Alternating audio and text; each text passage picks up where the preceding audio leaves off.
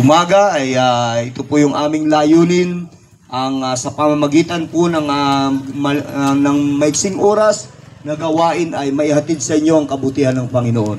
Nagpapasalamat po kami una sa Diyos sa kapagkat siya po ang nagbibigay sa atin ng magandang pagkakataon. Ganon din po yung nagpapasalamat kami sa namiminuno sa pamahalaan sa ating pong bayan ng San Fernando. Amen. At sa lahat ng nagpapadaloy ng kapayapaan sa lugar pong ito. At ganoon din po sa nanunungkulan sa barangay na nakakasakop. At kami po ay nagpapasalamat sa Diyos at sa inyo sapagkat may pagkakataon po na makapangaral kami sa lugar na ito. Naniniwala po kami na may napakagandang plano ang Diyos sa ating pong mga buhay. Kaya tayo po ay magpapasimula sa panalangin ngayon pong umaga. Diyos, Amang Banal sa langit, sa pangalan mo po, Panginoong Hesus, at sa pagkilos ng banal mong Espiritu, kami po'y lumalapit sa iyo, humihingi ng patuloy mong patnubay at mayamang pagkilos sa lugar pong ito, sa mga taong nakakapakinig. Panginoon, ngayong umaga at magiging kabahagi ng gawaing ito, Panginoon. Pagpalain mo sila, makatanggap sila ng kalakasan at pag-asa, mga inspirasyon upang patuloy kami magnais na lumapit sa iyo at maglingkod sa iyo. Pagpalain mo, Diyos, ang gawain ito ngayong umaga sa iyong kapurihan, sa pangalan mo lamang, Panginoong Hesus. Amen. Purihin po ang Diyos at misan pa, mapagpalang umaga po sa inyo lahat. Amen. At ngayon pong umaga ay makakapakinig po kayo ng mga patutuo ng buhay, mga karanasan kung paano na napatunayan po namin na mabuti ang Diyos. No, mga kaibigan, kaya mapapakinggan po ninyo pati ang mga mensahe ng awitin na ito po'y nagpaparangal sa Diyos at may mensaheng nagbibigay hamon sa atin para lalo tayong magtiwala at kumilala sa ating pong Panginoon. Amen. Pakinggan po ninyo ang isang kabataan na magbabahagi po ng kanyang patutuo. Ako po isang kabataan na dating mahihain ngunit nang makakilala po ako sa Panginoon, nandito po ako sa inyong harapan at nagpapatuto.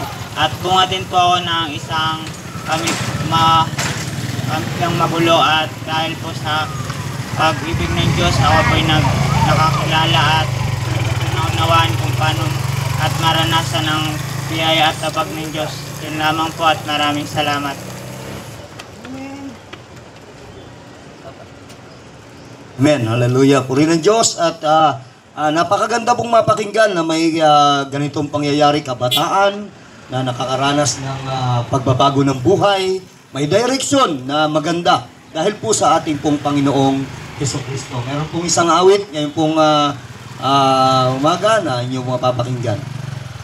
Ang mapagbalang umaga po sa inyong lahat. Ako po'y mag-aandog ng isang awitin. Ito po ang mensahe ng aking awitin.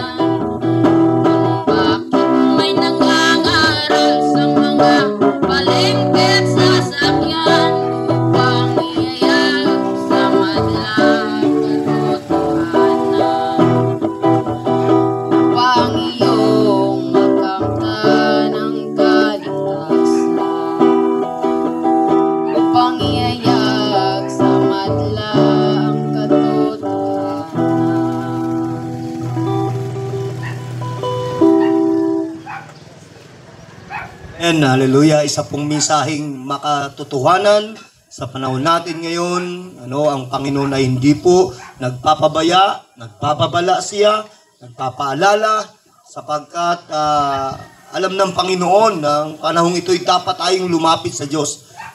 Hayag ang mga palatandaan sa pagbabalik ng Panginoon. Hanggang sa ngayon, ang giyera sa Israel at sa Iran ay patuloy na sumisiklab. Ibig sabihin, isa sa mga palatandaan na dapat tayong manalangin, lumapit at magtiwala sa Diyos. Pakinggan po ninyo isang patutuo ng isang ina ng tahanan kung paano may mga kabutihan siyang naranasan mula sa Panginoon. Isang magandang umaga po sa bawat isa, lalo tigil sa mga nakapakinig ng tinig na ito. Tunay nga po, sabi sa aking buhay ay wala akong magagawa ng mga panahong hindi ko pa nakikilala ang Panginoon. Kaya sa umagang ito, dakilang Diyos, pakinggan na po ang testimony ko na ginawa ng Diyos sa aking buhay. Tunay nga po isang kagalakan sa akin na muling makapagbalik ng kapurihan sa Panginoon, sapagkat sabi nga ang kapurihan, sabi nga po ay sa Diyos lamang nararapat. Nagpapasalamat ko po sa Panginoon nung kami habi nga ay iniligtas ng Panginoon. Pero pagpapakilala pa po ako sa inyo nung ako ay hindi pa nakakakilala ng tulubusan sa ating Panginoon. Tunay nga po ang mga gawain ito doon mga panahon ay minsan lumalakad ako, nalalagpas-lagpasan ko lang, sabi ko para naman yung mga pwede namang magsasasimbahan na lamang magsalita. Pero salamat sa Panginoon yung mga sinasabi ko sa akin lahat pumunta, sapagkat sabi nga sa mga ganong pagkakataon, yung mga ganitong parang iniiwasan ko, tinatakasan ko yung mga salita ng Diyos na nilalayuan ko. Ayaw ko nga halos makapakinig ng mga salita ng Diyos dahil ako ay mayroon ng sariling relihiyon. Salamat sa Panginoon sapagkat sabi nga, hindi pala tayo magkakaroon ng kaligtasan sa ating relihiyon, kundi sa pagtanggap natin sa Panginoon. Kaya napakabuti ng Panginoon sa kabila ng ugali ko ng mga panahong ayon. Nasabi ang mga itong gawain ay aking iniiwasan, sabi nga tinataguan. Salamat sa Panginoon, ginagamit ako ng Diyos upang magkabigay ng kapurihan sapagkat ako po ay binago ng Panginoon. Dati nga po sabi nga ako ay isang ina ng tahanan na sabing maraming hindi kalugod-lugod sa harap ng Diyos na aking nagagawa.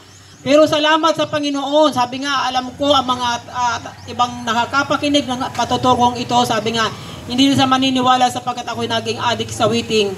Salamat sa Panginoon, noong akong mga panahon ngayon, sabi nga, wala akong pinalalagpas yung pagtataya sa mga ganong bagay, sapagkat pinaglalaanan ko yun ng pera. Pero salamat sa Panginoon, noong ako'y palayain ng Panginoon, yung mga bagay na ginagastos ko sa ganong bagay ay ginagamit ko ngayon sa gawain ng Diyos na dati kong hindi kinalulugdang lapitan upang pakinggan ang mga salita ng Diyos. Kaya salamat sa Panginoon sapagkat ang Diyos ay nagpapalaya ng mga sabi nga ng mga maling gawa sa harap ng ating Panginoon. Salamat sa Panginoon sapagkat siya ang nagbigay ng kaligtasan sa akin. Dahil nagpapasalamat ko sa Panginoon na hindi lamang ako ay nakaranas ng kaligtasan, maging ang aking buong sambahayan ay naglilingkod na sa ating Panginoon. Sapagkat nung ko natanto na sabi nga sa Biblia na sabi nga dalawa na isa sa sambahayan na iligtas sa Panginoon, buong sambahay na iligtas sa Panginoon. Yun po ay aking pinanghawakan salitang iyon. Kaya napakabuti ng Panginoon, hindi pinahintulutan ng Diyos ang aking mga mahal sa buhay ay hindi rin makakilala ng salita ng Diyos at hindi rin sila mapagpala. Kaya ngayon po ang aking buong sambahayan, sabi nga ay naglilingkod sa Panginoon. Ako po ay may kapatid na ring pastor, may pamangkin ng pastor at mayroon na ring naging manugang na pastor at pinagpahinga ng Panginoon. Sabi nga po isang kagalakan sa aming sambahayan sapagkat sabi nga ay yun ay naranasan namin na sa hindi ko inaasahan na sabi nga ay ako'y may katigasan ng puso sa pagdinig sa mga salita ng Diyos sa lansangan sapagkat alaging ang katuwiran ko ako ay mayroon ng sariling relihiyon. Hindi pala po rin tayo makaranas ng tunay na kapayapaan kung hindi sa Diyos lamang. Kaya salamat sa Panginoon sapagkat yung mga bagay na ginawa sa akin ng Panginoon, hindi lamang yung kapayapaan na binigay ng Diyos, kundi kaligtasan ng buong sambahayan, ng buong sambahayan namin naglilingkod na sa Panginoon.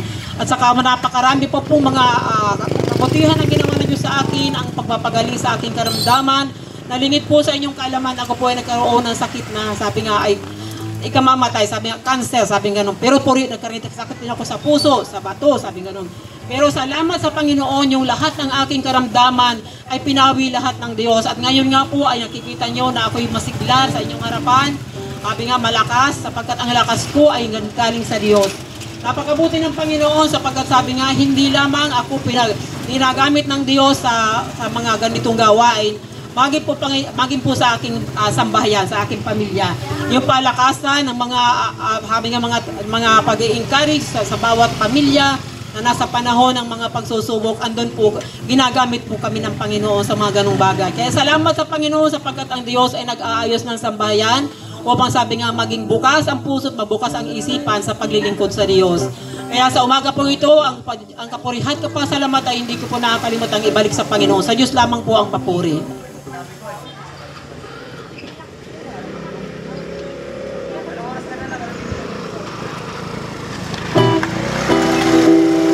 Pong awitin.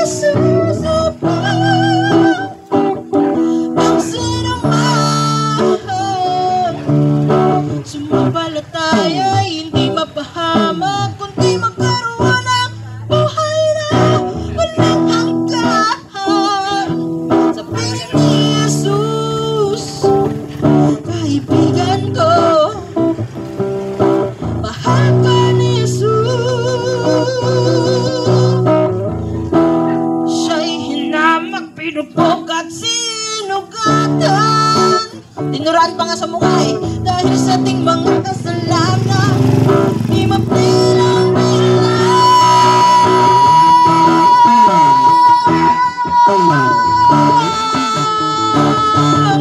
Yeah, yeah, yeah.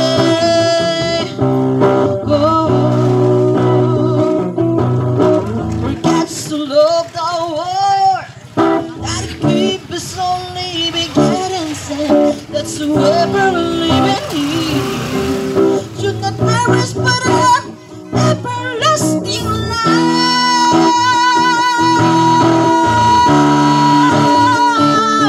Everlasting life.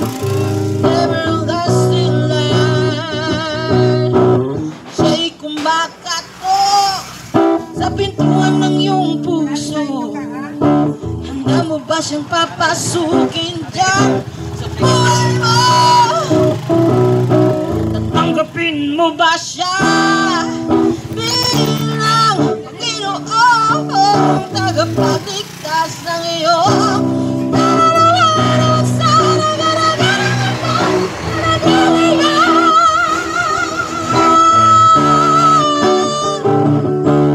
Kaibigan ko, mahal ka ni Jesus. For God so loved the world that He His only begotten Son, that whoever believes in Him cannot perish but have everlasting life.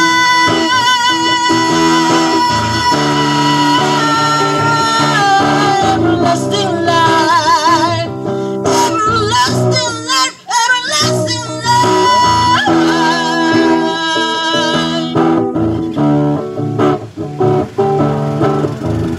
Sa Diyos lang pamataas sa papuri.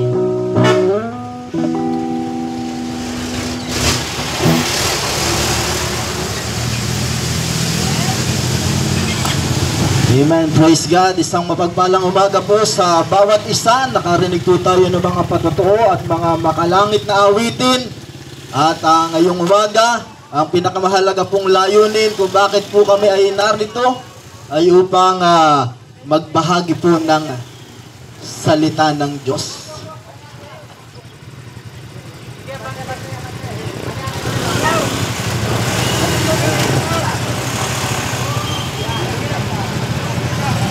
Amen. Praise God. Okay, so ngayong umaga, nais ko pong magbahagi ng salita ng Diyos sa bawat isa na naabot ng tinig na ito. Hindi po isang aksidente na kami po ay narito, kundi ito po yung nilayo ng Diyos sapagkat nais ng ating Panginoon na siya ay mayroong gawin sa iyong buhay ngayong umaga. Okay, narito po ang isang talata mula sa banal na kasulatan at ang sabi po ng Hebreo chapter 10 verse 31. Praise God. Amen. Kakilakilabot na bagay ang mahulog mula sa mga kamay ng Diyos na buhay. Purihin po ang Panginoon sa pagkabasa ng kanyang salita. Pasamandali po ay nais kong manalangin, hingin ang gabay ng ating Panginoon. Dakilang Diyos ngayong umaga, salamat sa pagkakataon na ang iyong salita ay ipapangaral sa lugar na ito. Akin pong dalangin, ang iyong lingkod ay iyong tulungan, sapagkat sa aking sarili hindi ako nagtitiwala, ako'y nagtitiwala sa kaya mong gawin, Panginoon. Pagpalain mo po ang bawat makakapakinig ng iyong salita. Buksan mo ang kanilang puso't pangunawa, Panginoon. Ngayong umaga, inaangkin ko na ikaw ay may gagawin sa buhay ng bawat isa. Ito po ang aking panalangin sa pangalan mo, Panginoong Hesus. Amen. Praise God. Mga kaibigan, marahil po ay familiar kayo sa isang awitin ni Eric Clapton na ang pamagat po ay Tears in Heaven. At na